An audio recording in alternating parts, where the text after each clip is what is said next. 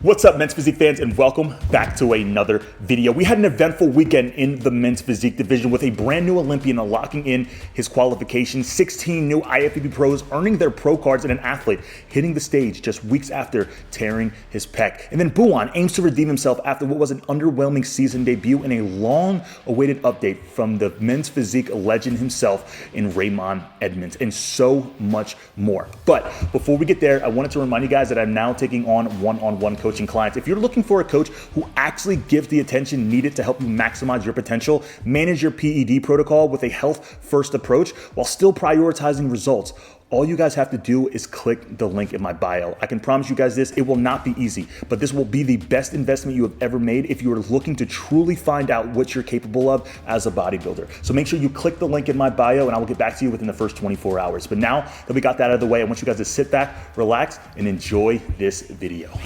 But I ain't hearing nothing great. No, they wanna take it off from me, so I give what it takes.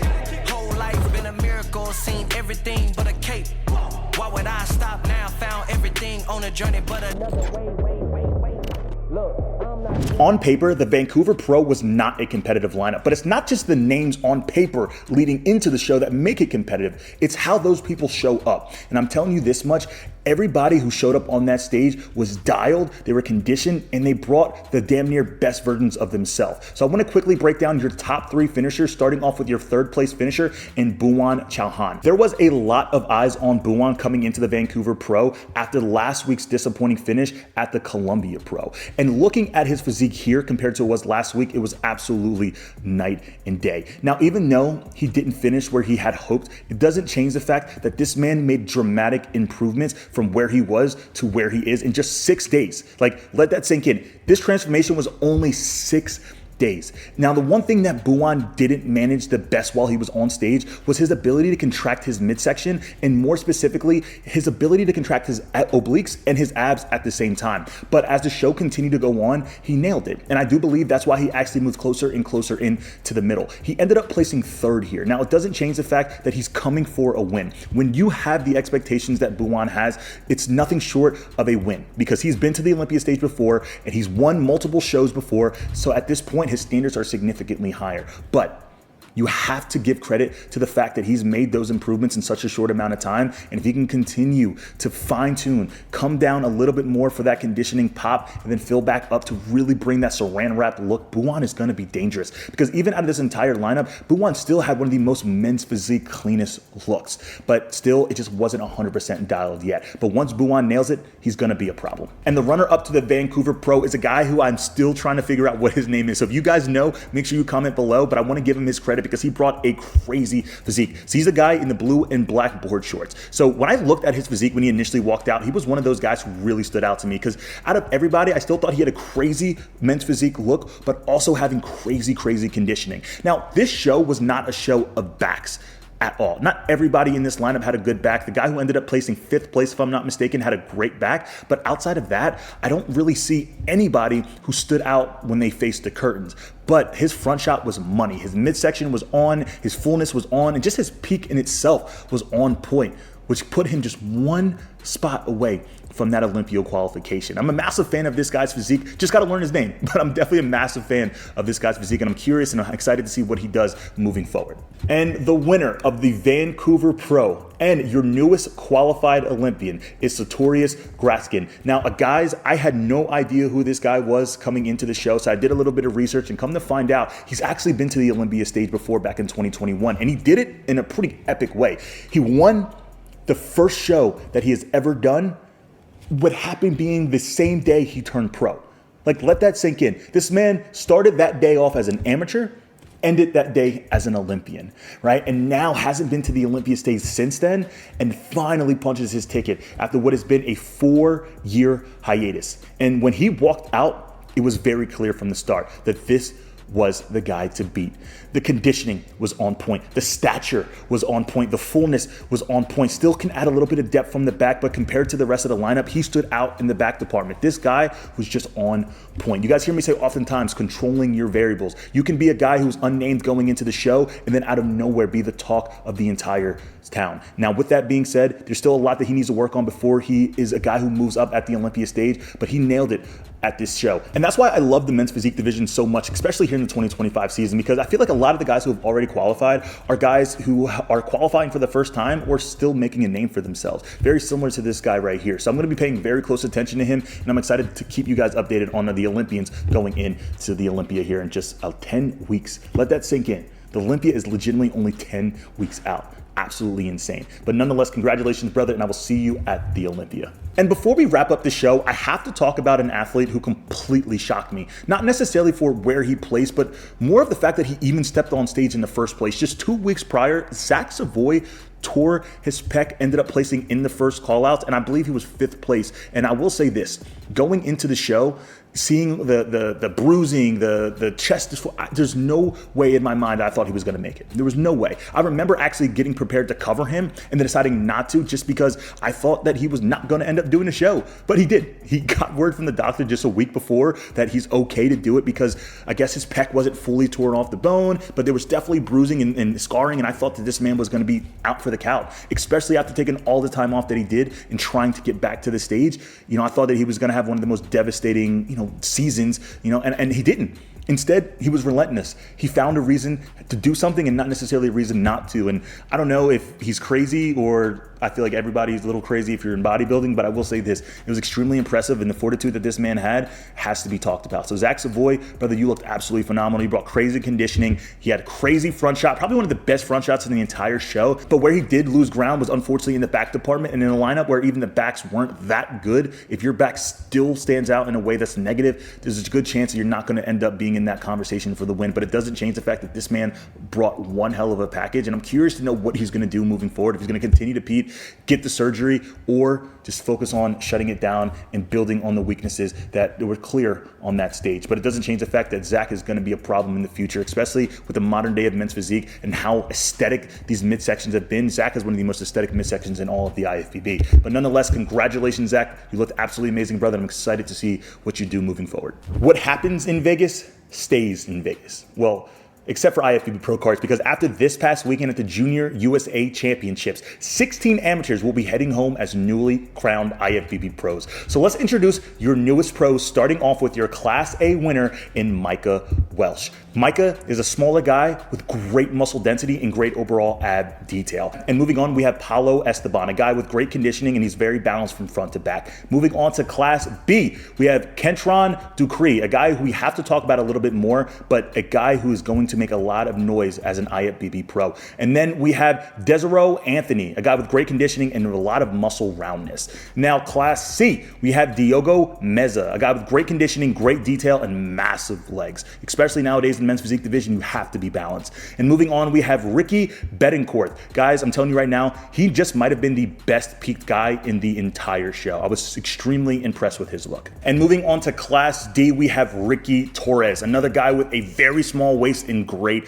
conditioning. That's one thing that you've noticed about this lineup, is that conditioning killed. And to round out your Class D, we have Ed Elise, a guy who's actually competed in Classic and then also jumped into men's physique, earning his pro card in men's physique. A guy with just general density. I feel like if you're going to compete in Classic and men's physique, you're going to be one of the bigger guys, and also just great conditioning across the board. And next up, we have Jalen Frey, a guy with great structure and a great back shot. And I'll tell you this much, if you want to do well in front of Tyler Manion, those are two things for the men's physique division that you have to have: overall balance, and again, that overall men's physique look. He was one of those guys leading into the show that I knew he was going to give a lot of guys a run for their money. And next up, we have Davian Langmore, a guy with just general balance everywhere. He's not necessarily missing anything. He just needs more of everything at the pro level.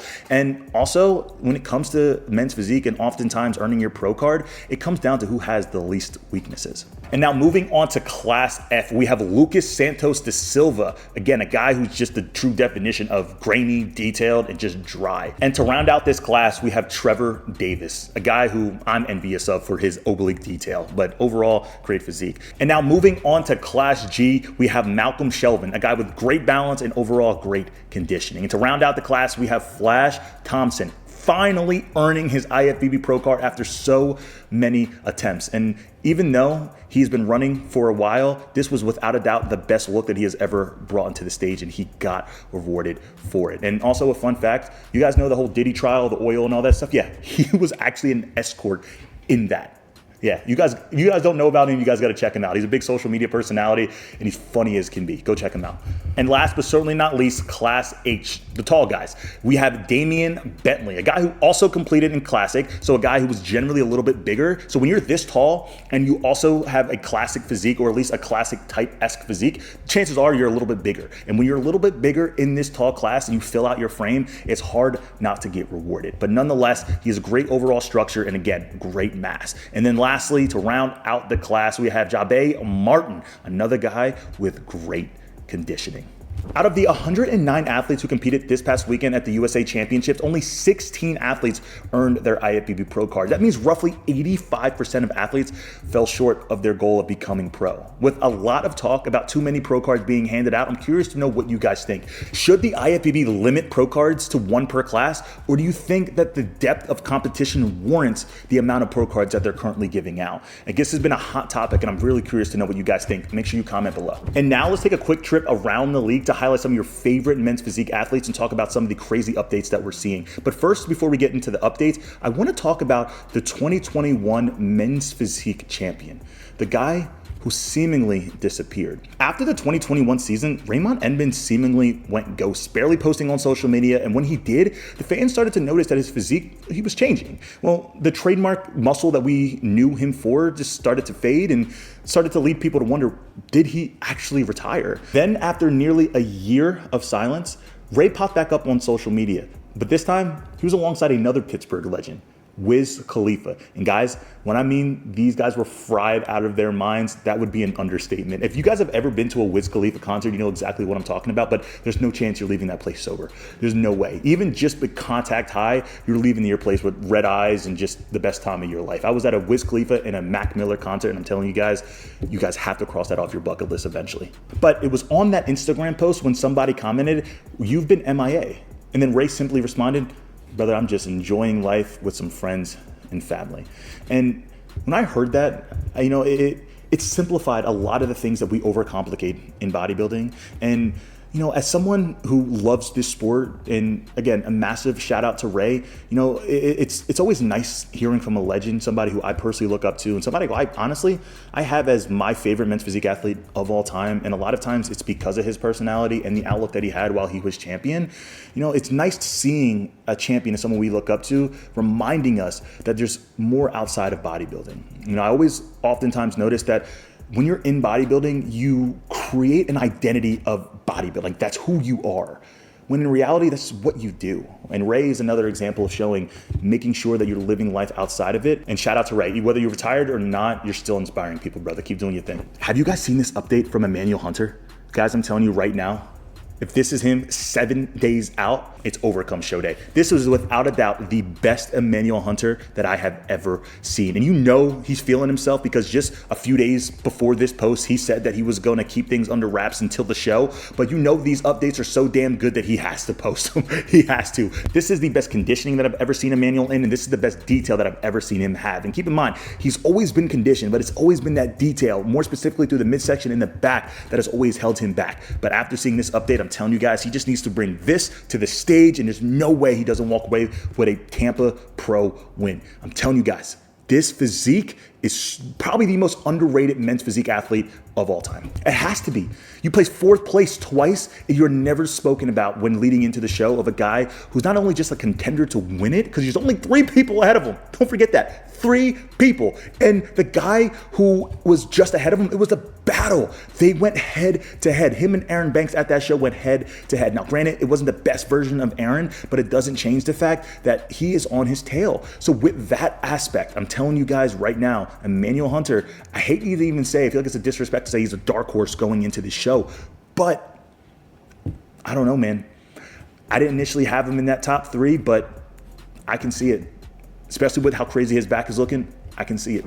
A few episodes ago, I talked about a physique that really stood out to me at NPC Universe. He didn't win the overall, but he was one of those physiques that when you're just walking backstage, you just say, what the fuck is that? He's a guy who's 6'4". He massively fills out his frame, and just he's a freak factor.